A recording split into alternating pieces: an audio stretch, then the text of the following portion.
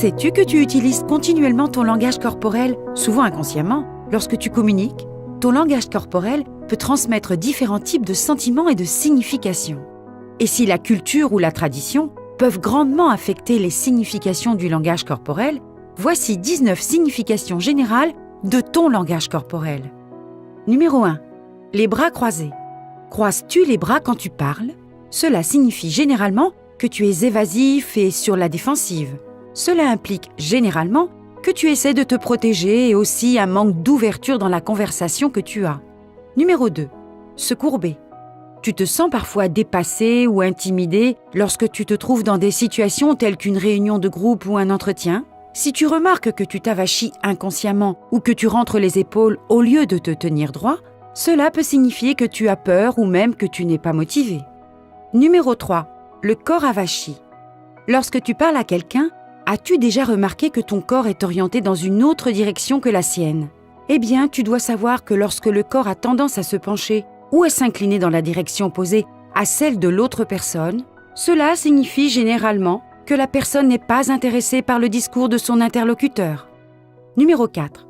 Les mouvements répétitifs. Secoues-tu sans cesse la jambe? Frottes-tu les mains l'une contre l'autre ou te coiffes-tu sans cesse? Ces mouvements signifient généralement que tu te sens nerveux ou impatient. Numéro 5. Le contact visuel direct. Regardes-tu directement dans les yeux de ton interlocuteur lorsque tu lui parles? Maintenir un tel contact visuel signifie que tu es concentré et que tu accordes toute ton attention à ton interlocuteur.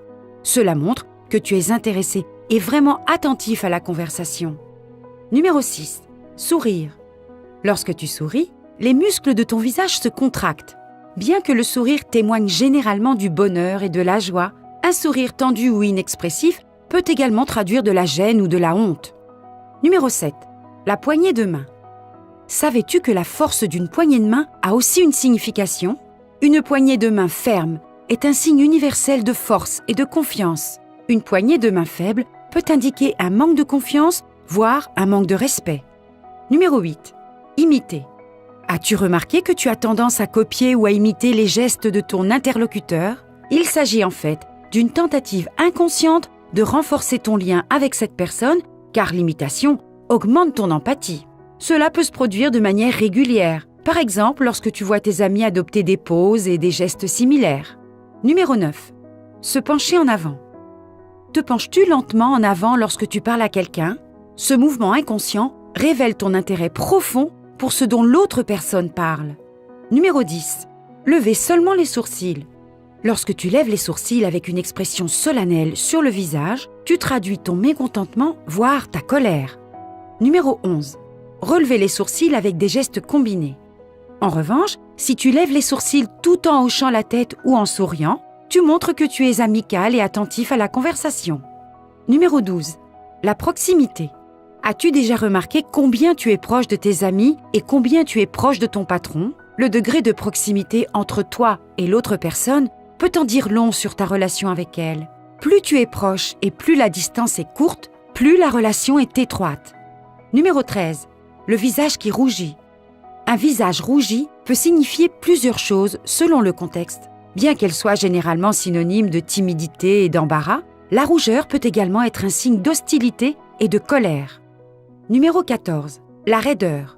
As-tu déjà remarqué quelqu'un de très raide et tendu dans les épaules? Des parties du corps tendues peuvent signifier que quelqu'un ment ou cache quelque chose qu'il ne veut pas que les autres découvrent. Numéro 15. Le clignement. Selon les recherches, le clignement lent des yeux est lié au mensonge. Étant donné que plus d'énergie et d'efforts mentaux sont utilisés pour dire un mensonge, il reste moins de ressources pour activer commodément les muscles de clignement. Numéro 16. Le mouvement des lèvres. Te lèches-tu les lèvres quand tu vois ton coup de foudre, cette personne dont tu es tombé amoureux? Le fait de claquer des lèvres ou de les lécher montre le désir et transmet le message que tu es intéressé par cette personne. C'est également un geste courant chez les primates lorsqu'ils sont sexuellement attirés par leur partenaire. Numéro 17. Les petites attentions ou les contacts physiques. Tes amis te tapent dans le dos quand tu es triste? Ces petites attentions sont un signe d'empathie, d'attention et de chaleur. Fais savoir aux gens que tu les comprends et que tu sympathises avec eux. Numéro 18. Hochement de tête. Hoches-tu la tête lorsque tu aimes ou es d'accord avec quelque chose et secoues-tu la tête lorsque tu ne l'aimes pas? Mais attention, bien que cette signification soit assez courante dans la plupart des cultures, il existe quelques variations. Dans des endroits comme la Bulgarie et la Grèce, par exemple, c'est l'inverse. Et numéro 19, le contact visuel indirect. Quelqu'un détourne-t-il le regard lorsque tu lui parles? Éviter le contact visuel direct peut signifier que la personne n'est pas attentive, qu'elle est distraite ou qu'elle essaie de mettre fin à la conversation. As-tu remarqué certains de ces gestes de langage corporel chez toi ou chez les autres? Fais-nous le savoir dans les commentaires. Et si tu as aimé cette vidéo, merci de liker et de la partager avec d'autres personnes qui pourraient également la trouver utile. Abonne-toi à la chaîne si tu ne l'as pas encore fait et comme toujours, merci de nous avoir regardés.